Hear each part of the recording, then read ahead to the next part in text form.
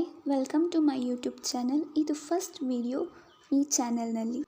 ನಾನು ಈಗ ಹೇಳ್ತಾ ಇರೋದು ಮುದ್ದು ಪೋರ ಬೆಣ್ಣೆ ಕಳ್ಳ, ಅಮ್ಮನ ಮುದ್ದು ಮಗ, ಯಶೋದೆಯ ನಂದನ, ರಾಧೆಯ ಪ್ರೀತಿಯ ಮುದ್ದು ಕೃಷ್ಣ, ಗೋಪಿಕೆಯರ ಪ್ರಿಯ ಸಖ. ಇದು ಶ್ರೀಕೃಷ್ಣರ ಬಾಲ್ಯದ ಬಗ್ಗೆ. ಈ ಕತೆ ಶುರುವಾಗೋದು ಮಧುರಾ ಅನ್ನೋ ಒಂದು ರಾಜ್ಯದಲ್ಲಿ. ಮಧುರಾ ರಾಜ್ಯದ ರಾಜ ಉಗ್ರಸೇನ ಮತ್ತು ರಾಣಿ ಪದ್ಮಾವತಿ. ಇವರ ಪುತ್ರ ಕಂಸ. ರಾಜ ಕಂಸ ಒಬ್ಬ ದುಷ್ಟ ಮತ್ತು ಕೆಟ್ಟ ರಾಜನಾಗಿದ್ದ.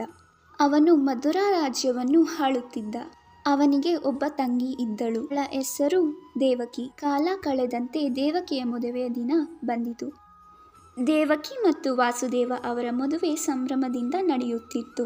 ಮೆರವಣಿಗೆಯ ಸಮಯದಲ್ಲಿ ಒಂದು ದೇವವಾಣಿ ಹೇಳಿತು, ಕಂಸ, ದೇವಕಿಗೆ ಹುಟ್ಟುವ 8ನೇ ಮಗು ನಿನ್ನ ಮೃತ್ಯುವಿಗೆ ಕಾರಣವಾಗುತ್ತಾನೆ.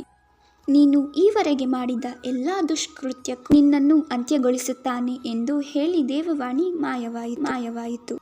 ಇದನ್ನು ಕೇಳಿದ ಕಂಸ ಕ್ರೋಧದಿಂದ ದೇವಕಿಯನ್ನು ಕೊಲ್ಲಲು ಪ್ರಯತ್ನಿಸುತ್ತಾನೆ. ಆಗ ಕಂಸನನ್ನು ತಡೆದ ವಾಸುದೇವ, ನಿನಗೆ ಆ 8ನೇ ಮಗುವನ್ನು ಕೊಟ್ಟು ಬಿಡುತ್ತೇನೆ, ದೇವಕಿಯನ್ನು ಬಿಟ್ಟು ಬಿಡು ಎಂದು ಹೇಳುತ್ತಾನೆ. ಕಾಲ ಕಳೆದಂತೆ ದೇವಕಿಯ 6 ಪುತ್ರರನ್ನು ಕಳೆದುಕೊಂಡಿರುತ್ತಾಳೆ. 7ನೇ ಮಗುವಿನ ಸಮಯ. 7ನೇ ಮಗುವನ್ನು ರೋಹಿಣಿಯ ಗರ್ಭಕ್ಕೆ ಬದಲಾವಣೆ. 7ನೇ ಮಗುವಿನ ಸಮಯವಾಗಿತ್ತು. ರೋಹಿಣಿಯ ಗರ್ಭಕ್ಕೆ ಬದಲಾವಣೆಯಾಯಿತು. ರೋಹಿಣಿ ತನ್ನ ಪತಿಯ ಜೊತೆ ಗೋಕುಲದಲ್ಲಿ ವಾಸಿಸುತ್ತಿದ್ದಳು. ಈಗ 8ನೇ ಮಗುವಿನ ಸಮಯ ಬಂದಿತು. 8ನೇ ಮಗು ಹುಟ್ಟಿದ ಸಮಯದಲ್ಲಿ ಕತ್ತಲು ಕವಿದಿತು.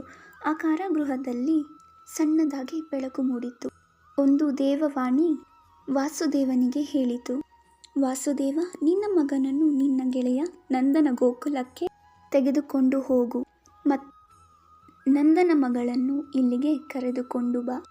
ಈಗ ಅದೇ ರಾತ್ರಿಯನ್ನು ನಾವು ಪ್ರತಿ ವರ್ಷ ಆಗಸ್ಟ್ 16 ಶ್ರೀ ಕೃಷ್ಣನ ಜನ್ಮಾಷ್ಟಮಿಯನ್ನು ಆಚರಿಸುತ್ತೇವೆ.